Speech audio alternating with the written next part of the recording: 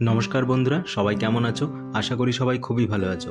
আর আমি ছাদ বাগানে চলে এসেছি। এখন বাজে সকাল 9:30 মতো। কালকে রাত্রে কিন্তু প্রচণ্ড ঝড় বৃষ্টি হয়েছে, তাই সকালবেলায় ছাদে চলে আসলাম ছাদের একটু কীরকম অবস্থা হয়েছে সেটাই দেখার জন্য। যেগুলো একটু বড় ধরনের টব সেগুলো আমি শুইয়ে রেখে দিয়েছিলাম যাতে হাওয়ায় সেগুলো পড়ে গিয়ে ভেঙে না যায়। জানো তো বন্ধুরা, এই ক্যারেটের মধ্যে যে আনারস গাছটা আছে, এই আনারস গাছটার গোড়ায় একটা সুন্দর কুমড়ো গাছ হয়েছে। আমি ভাবছিলাম এই গাছটার গোড়ায় একটু সার দিয়ে দেবো। 2-3 দিন ধরেই ভাবছিলাম, কিন্তু সেটা আর হয়ে উঠছিল না ব্যস্ততার কারণে।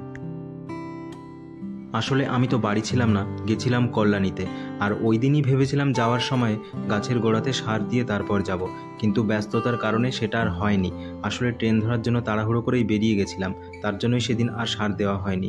আর গতকাল আমি বাড়িতে এসেছি, রাত্রেবেলায় তো সেরকমভাবে আর ছাদে ওঠা হয়নি, আর ঝড় বৃষ্টিও হয়েছিল।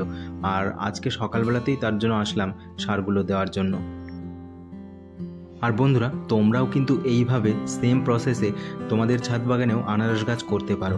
আমি এর আগেও 2-3 বছর সুন্দরভাবে আনারস পেয়েছি, আর আনারসগুলো কিন্তু খেতেও অসম্ভব মিষ্টি হয়। গাছটার গোড়ায় কিন্তু ভালোই ঘাস হয়ে গেছিল, সেগুলো আগে একটু তুলে নিই সার দেওয়ার আগে, না হলে সারের যা উপকারিতা সব ওই ঘাসেই নষ্ট করে দেবে।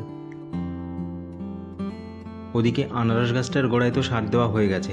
এদিকে যে স্থলপদ্ম ফুল গাছটা বসিয়েছিলাম, ওই স্থলপদ্ম ফুল গাছটার গোড়াতেও একটু সার কিন্তু আমি আজকে দিয়ে দেবো, কারণ এটা বসানোর পর থেকে সেরকমভাবে আর সার দেওয়া হয়নি, আজকেই দিয়ে দেবো।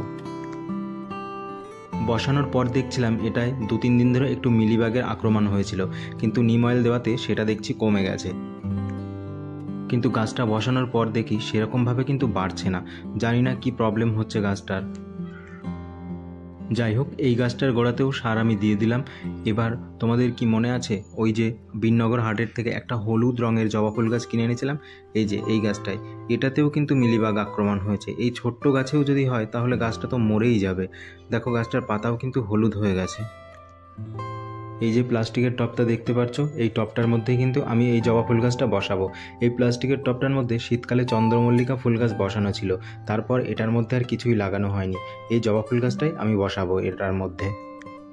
গতকাল রাতের বৃষ্টিতে মাটিগুলো ভেজাই ছিল, ওই জন্য আর তুলতে অসুবিধা হলো না। একটু খুঁড়ে নিতেই এটা পুরো বেরিয়ে আসলো মাটিটা।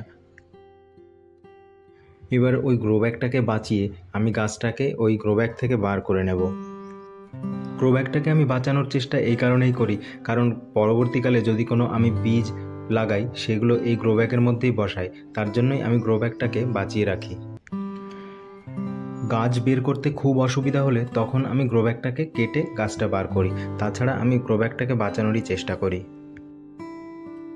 এই জবা ফুল গাছটার দাম কিন্তু 60 টাকা করে বলছিল, কিন্তু পরে আমার কাছ থেকে 50 টাকা নেয়। জবা ফুলের কালারটা কিন্তু খুবই আকর্ষণীয়। যাই হোক, টবটার মধ্যে আমি মাটি ভরে নিয়েছি, এবার এই গাছটাকে বসিয়ে দেব। বৃষ্টির সময় জানি সার দিতে নেই, তবুও আমি সার দিলাম একটু, কারণ অনেক দিন ধরে এই গাছগুলোতে কোনো রকম সার আমি দিইনি।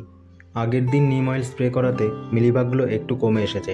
আজকে এই গাছটা টবে বসানোর পর আবার একটু নিম অয়েল স্প্রে করে দিলাম, তাহলে আর একটু কমে যাবে।